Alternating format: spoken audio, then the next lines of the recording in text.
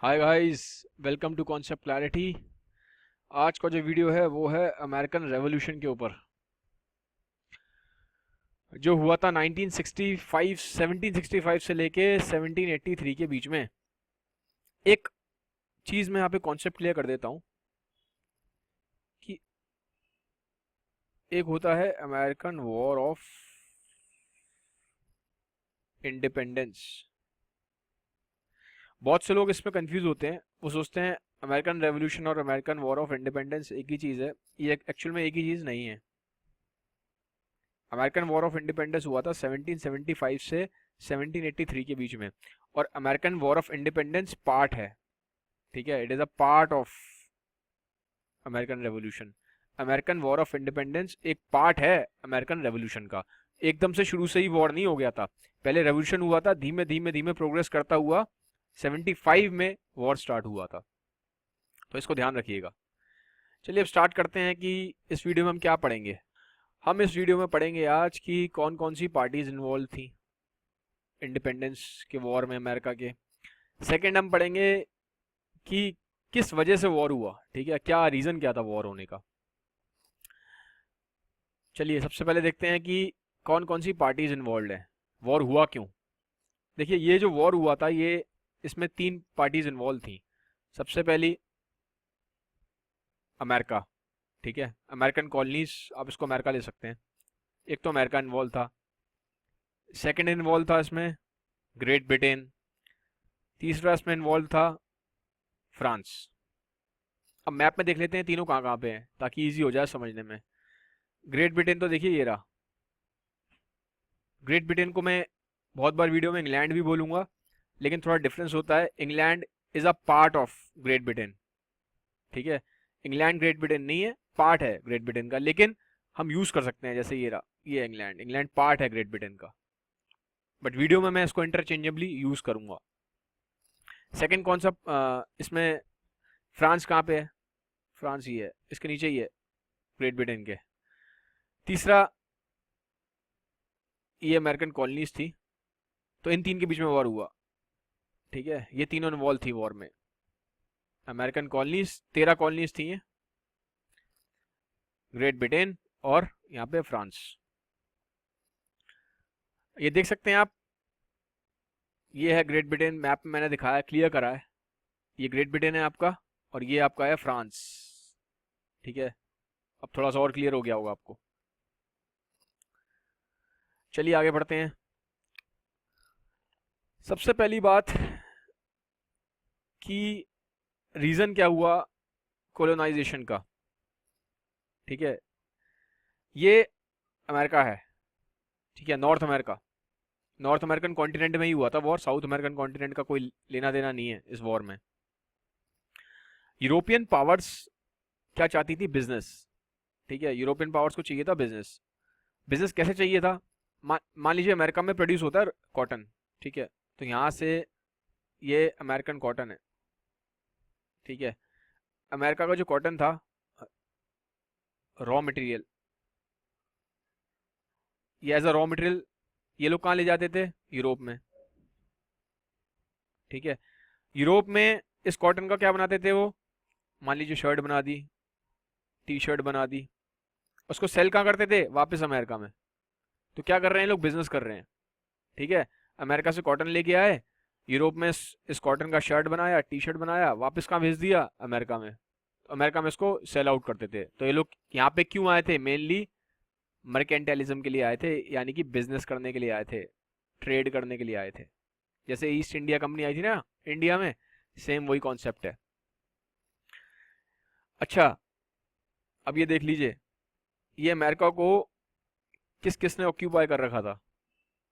एक तो फ्रांस ने, ये पूरा ग्रीन वाला एरिया फ्रांस ने ऑक्यूपाई किया हुआ है। फिर ये नीचे वाला मैक्सिको वाला एरिया, ये स्पेन ने किया हुआ था ऑक्यूपाई। ये वाला जो एरिया था, यहाँ पे थी 13 कॉलोनीज, ठीक है। ये कॉलोनीज किसकी थी, ब्रिटिश की थी, ठीक है। यही 13 कॉलोनीज ने रिवोल्ट किया था। आगे जाके यही 13 कॉलोनीज ने बनाया था, इन्हीं 13 कॉलोनीज ने बनाया था USA, United states of America. इन्हीं 13 कॉलोनीज ने रिवोल्ट किया, अमेरिकन वॉर ऑफ इंडिपेंडेंस लड़ा, और इन्होंने बनाया यूएसए। ठीक है। अच्छा एक चीज और, ये कॉलोनीज में जो लोग थे कहाँ के थे, कौन से लोग थे ये? देखिए ये जो लोग थे, ये मैप देखिए, ये जो कॉलोनीज हैं इसमें लोग कहाँ से आए थे? ये लोग आए थे यूरोप से, और ये आए थे अफ्रीका से। अफ्रीका से कौन लोग आए थे? इंग्लैंड के लोग, ठीक है, ग्रेट ब्रिटेन के लोग अफ्रीका से लोगों को लेके गए थे स्लेव बना के। ठीक है, स्लेव बना के ले गए थे इनको यहाँ पे। और यूरोप के लोग यहाँ पे क्यों आए? देखिए यूरोप में ना उस टाइम पे बहुत ज़्यादा रिलीजियस डिफरेंस आ गए थे और पॉलिटिकल डिफरेंस आ गए थे लोगों के बीच में। ठीक है, रिलीजियस डिफरेंस कैसे आ गए थे? कुछ लोग कैथलिक थे, कुछ प्रोटेस्टेंट थे। ठीक है, ये फॉर्म ऑफ क्रिश्चियनिटी है। कुछ कैथलिक बन गए थे, कुछ प्रोटेस्टेंट थे, तो उनके बीच में रिलीजियस डिफरेंस आ गए। फिर पॉलिटिकल डिफरेंसेस आ गए थे, तो कुछ लोग यहाँ से इधर आ गए थे, इधर रहने के लिए आ गए। फिर मैंने ये बताया यहाँ से इनको स्लेव बना के ले गए थे इंग्लैंड के लोग। तो इन लोगों ने यहाँ पे, ये लोग रहते थे इन 13 कॉलोनीज में। इन कॉलोनीज के ऊपर रूल कौन करता था? जैसे 13 कॉलोनीज थी, इन 13 कॉलोनीज पे कौन होता था? एक गवर्नर होता था। वो गवर्नर कौन अपॉइंट करता था? इंग्लैंड। ठीक है, तो इन 13 कॉलोनीज में लोग तो आके रह रहे थे यहाँ से और यहाँ से, पर इनके ऊपर जो रूल कर रहा था वो इंग्लैंड रूल कर रहा था। ठीक है, अब समझ में आ गया? चलिए अब बढ़ते हैं आगे कि फैक्टर्स क्या क्या इन्वॉल्व थे वॉर में। सबसे पहला तो मिसमैनेजमेंट ऑफ कॉलोनीज। ठीक है, मिसमैनेजमेंट क्या है? जो लोग रहते थे ना ब्रिटिश कॉलोनीज में, जब भी मैं वर्ड यूज करूंगा ना कॉलोनीज, तो मैं बात करूंगा इसकी। ठीक है, खाली मैं इसकी बात करूंगा, ये यहाँ पे और इसकी बात नहीं हो रही कॉलोनीज में। कॉलोनीज में खाली ये बात हो रही है ब्रिटिश कॉलोनी की, जहाँ पे इंग्लैंड का राज है। तो मिसमैनेजमेंट क्या हो रहा था? वहां पे जो लोग रहते थे ना, उनको इंग्लैंड, उनके रूलर्स, ठीक है, इंग्लैंड के लोग उन कॉलोनी वालों को राइट नहीं देते थे। ठीक है, उन लोगों को राइट नहीं मिल रहे थे। इंग्लैंड वाले अपनी चलाते थे क्योंकि वो वहां पे रूलर थे। दूसरा क्या था? जो अमेरिका की कॉलोनी में लोग रहते थे, चलो इसको हम यूज कर, अमेरिका की कॉलोनी में जो लोग रहते हैं उनको हम बोलते हैं कॉलोनिस्ट। ठीक है, मैं ये वर्ड यूज करूंगा। जो अमेरिका की कॉलोनी में लोग रहते थे उनको बोलते हैं कॉलोनिस्ट। ठीक है, तो जो कॉलोनिस्ट थे ना, ये तो थे बहुत ही लिबरल थिंकिंग के। ठीक है, जिसको हिंदी में बोलते हैं उदारवादी। ठीक है, लवर्स थे लिबर्टी के, फ्रीडम के। बट इनके जो रूलर थे वो कौन थे? इंग्लैंड के लोग। और ये कैसे थे? बहुत ही कंजर्वेटिव थे। ठीक है, इनकी थिंकिंग को ये लोग पसंद नहीं करते थे। तो इनके बीच में क्या हो गया? एक आइडियोलॉजिकल क्लैश आया, रूलर्स में और कॉलोनिस्ट में एक क्लैश आ गया। कॉलोनिस्ट कौन है? जो यहाँ पे लोग रहते हैं 13 कॉलोनीज में जो लोग रहते हैं वो हैं कॉलोनिस्ट। रूलर कौन है? इनके इंग्लैंड के लोग। इनके बीच में क्या हो गया? एक आइडियोलॉजिकल क्लैश आ गया। तो ये हुआ clash of idea and principles. Second point. तीसरा तीसरा पॉइंट क्या है? तीसरा पॉइंट है इकोनॉमिक एक्सप्लॉयटेशन। ये क्या हुआ? इसमें यह हुआ कि ये जो कॉलोनिस्ट हैं, ठीक है, जो 13 कॉलोनीज थी, तो कॉलोनिस्ट को क्या बोला गया कि आप जो भी ट्रेड करेंगे, बिजनेस करेंगे, वो खाली इंग्लैंड के साथ करेंगे, क्योंकि हम आपके रूलर हैं। तो आप जितना भी ट्रेड करोगे सिर्फ और सिर्फ इंग्लैंड के साथ करोगे, बाकी रेस्ट ऑफ द यूरोप के साथ इनके ऊपर मना कर दिया, एक्सट्रीम रिस्ट्रिक्शन लगा दी बिजनेस करने पे। कॉलोनिस्ट जो भी बिजनेस करेंगे सिर्फ इंग्लैंड से करेंगे, इंपोर्ट करेंगे तो यहाँ करेंगे, एक्सपोर्ट करेंगे तो भी सब कुछ यहीं से होगा। बाकी रेस्ट ऑफ, पहले ये लोग इधर से भी करते थे, रेस्ट ऑफ द यूरोप से भी करते थे, फ्रांस से भी करते थे, डच से भी करते थे, लेकिन फिर इनके ऊपर रिस्ट्रिक्शंस लगा दिया गया। सब कुछ करो यहीं से करो, इंपोर्ट करना है तो यहाँ करो, एक्सपोर्ट करना है तो सब कुछ यहाँ से करो। ठीक है, इनफैक्ट अगर कुछ भेजना है, मान लीजिए यहाँ से कुछ इंडिया जा रहा है, तो क्या बोलते थे कि पहले आप अपनी शिप यहाँ पे उतारो इंग्लैंड पे, ड्यूटी भरो, टैक्स भरो, फिर यहाँ से इंडिया जाएगा आगे। तो काफी सारे इनको रिस्ट्रिक्शंस लगा दिए गए कॉलोनिस्ट के ऊपर इंग्लैंड के द्वारा। तो ये था इनका इकोनॉमिक एक्सप्लॉइटेशन।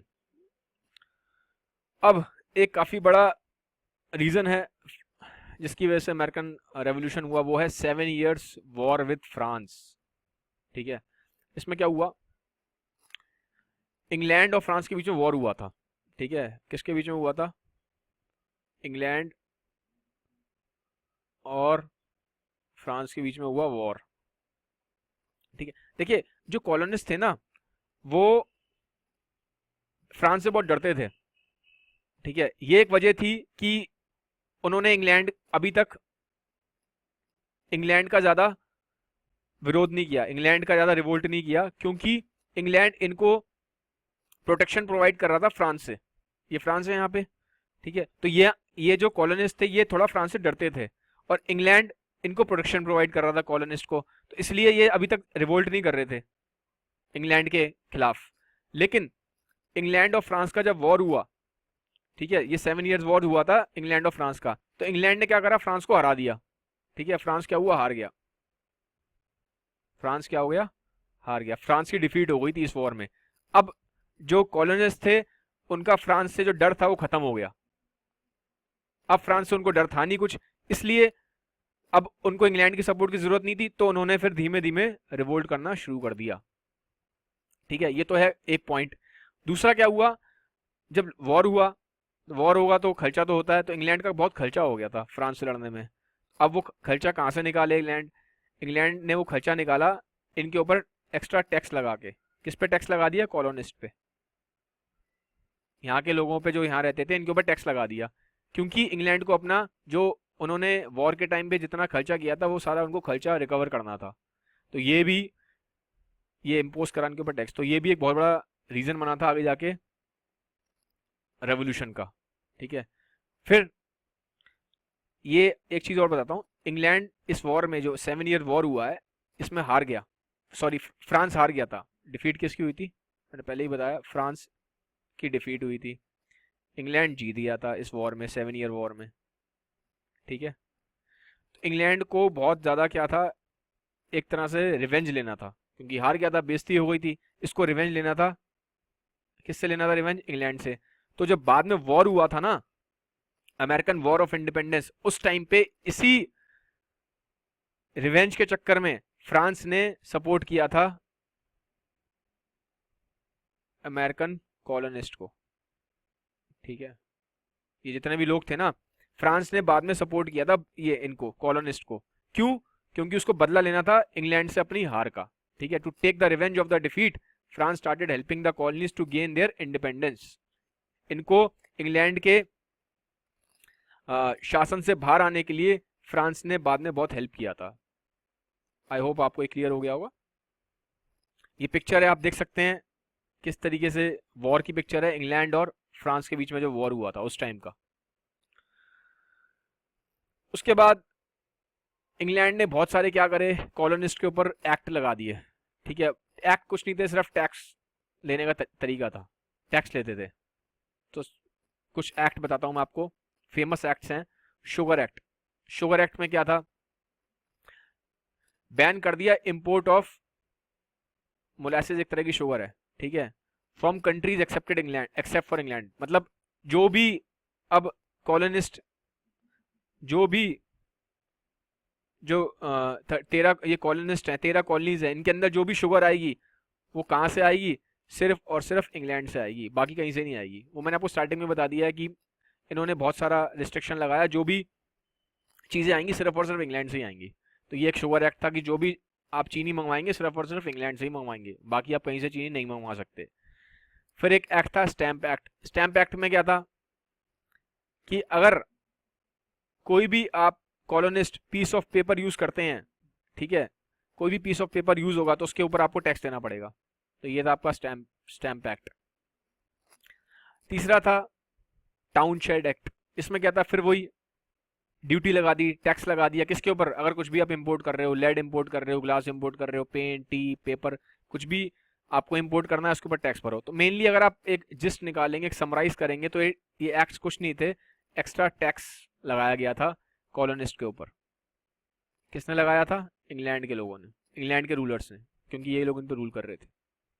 ये पिक्चर आप देख सकते हो, उस टाइम के कॉलोनिस्ट ने किस तरीके से रिवोल्ट किया इंग्लैंड के खिलाफ। ये हाथ में इन्होंने वो लिया हुआ है, बैनर्स लिए हैं, no sugar act, no tea act, no stamp act. ये उस टाइम की पिक्चर है रिवोल्ट की, किस तरह से ये लोग सड़क पर रिवोल्ट कर रहे हैं। फिर एक बहुत इंपॉर्टेंट इवेंट हुआ जिसको बोलते हैं बॉस्टन मैस्केयर। ठीक है, बॉस्टन मैस्केयर में क्या हुआ था, इसको आप मान सकते हैं जैसे इंडिया में हुआ था ना जलियांवाला बाग। ठीक है, खैर उसमें तो बहुत ज़्यादा बड़े लेवल पे ट्रेजेडी हुई थी, अराउंड 1500 के आसपास लोग मरे थे, शायद ज़्यादा मरे हो, मुझे एग्जैक्ट फिगर नहीं पता। तो जैसा इंडिया में हुआ था, ओपन फायर कर दिया गया था ब्रिटिश गवर्नमेंट के द्वारा इनोसेंट इंडियंस पे, सेम तरीके से यहाँ पे आप देख सकते हैं पिक्चर में, ये इंग्लैंड के सोल्जर्स हैं, ये इनोसेंट यहाँ पे कॉलोनिस्ट पे अटैक कर रहे हैं। ठीक है, तो इस अटैक में 5 लोग मर गए थे। ठीक है, बहुत कम लोग मरे थे इन कंपैरिजन टू हमारा जो हुआ था इंडिया में जो जलियांवाला बाग, बट फिर भी इस इवेंट को बहुत ज़्यादा पब्लिसाइज किया गया, बहुत ज़्यादा पब्लिसाइज किया। किसने किया था, मेनली सैमुअल एडम्स ने।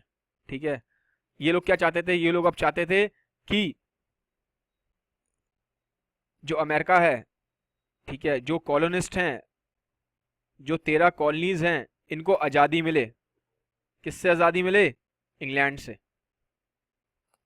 ठीक है, यहाँ पे देखो इंग्लैंड ने यहाँ के लोगों को मारा, कॉलोनिस्ट को मारा, तो फिर यहाँ पे सैमुअल एडम्स था एक बंदा, उसने इस इवेंट को बहुत ज़्यादा पब्लिसाइज किया कि अब हमें आज़ादी चाहिए, आप इनोसेंट लोगों को मार रहे हो हमारे। ठीक है, तो ये बॉस्टन मैस्केयर काफ़ी इंपॉर्टेंट इवेंट माना जाता है अमेरिकन रेवोल्यूशन में। अब आगे आते हैं बॉस्टन टी पार्टी, ये भी एक बड़ा इवेंट है। इसमें क्या हुआ था, देखिए एक ईस्ट इंडिया कंपनी थी, ये ईस्ट इंडिया कंपनी थी इंग्लैंड की। ठीक है, इसके पास क्या हुआ था, चाय का ना बहुत बड़ा स्टॉक इकट्ठा हो गया था। क्या हो गया था, चाय का स्टॉक इकट्ठा हो गया था। तो इसने इंग्लैंड, इस ईस्ट इंडिया कंपनी ने उस टाइम इंग्लैंड के राजा को बोला कि हमारा जो चाय का स्टॉक है ना बहुत ज़्यादा है, अब एक काम करते हैं, इसको अमेरिका भेजो।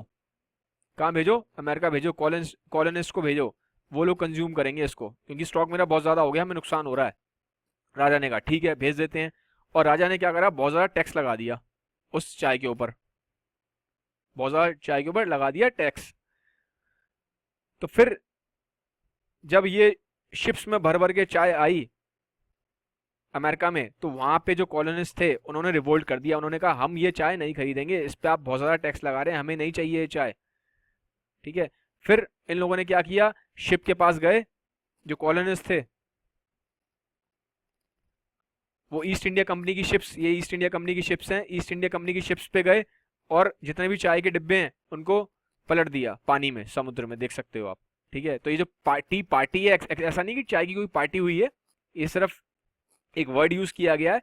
इसका रियल मीनिंग ये था कि जो कॉलोनिस्ट थे उन्होंने ईस्ट इंडिया कंपनी की जो शिप्स आई थी अमेरिका में उसके ऊपर चढ़ गए और जितने भी यहाँ पे चाय के डिब्बे थे उन सबको क्या करा, उलट दिया। ठीक है, समुद्र में सबको फेंक दिया, डिस्ट्रॉय कर दिया।